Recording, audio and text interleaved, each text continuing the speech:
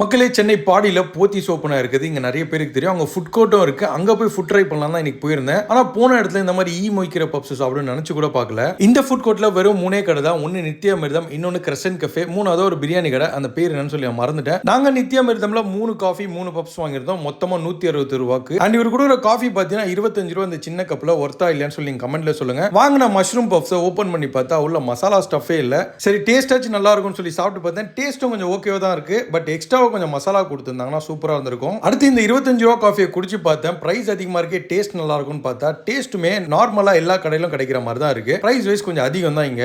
சரி, அடுத்து ஏதாவது சாப்பிட போலான்னு போய் பார்க்கும்போது தான் இந்த மொய்க்கிறத பார்த்துட்டோம். அதை பார்த்தோன்னே வேற எதுவும் வாங்குறதுக்கு எனக்கு மனசே வரல. ஹோட்டல் மேனேஜ்மெண்ட் இந்த விஷயத்தெல்லாம் கொஞ்சம் பார்த்தா நல்லா இருக்கும். அப்படியே பக்கத்துல இருக்க கிரசன்ட் கஃபே போனோம். அங்க 79 ரூபாய்க்கு ஒயிட் சாக்லேட் வாஃபில் கொடுத்தாங்க. அதை வாங்கி நானும் என் ஃப்ரெண்டும் சாப்பிட்டு பார்த்தோம். டேஸ்ட் வைஸ் சாப்பிட்றதுக்கு சூப்பரா இருந்தது. 79 ருபீஸ்க்கு அந்த வாஃபில் ஒர்த்துன்னு தான் நான் சொல்லுவேன். இப்போதைக்கு இங்க ஒரு 3 கடை தான் இருக்கு. இன்னும் நிறைய கடை ஓப்பன் ஆனா ஃபியூச்சர்ல சென்னையில சூப்பரான ஃபுட் ஸ்பாட்டா இது இருக்கும்னு நினைக்கிறேன்.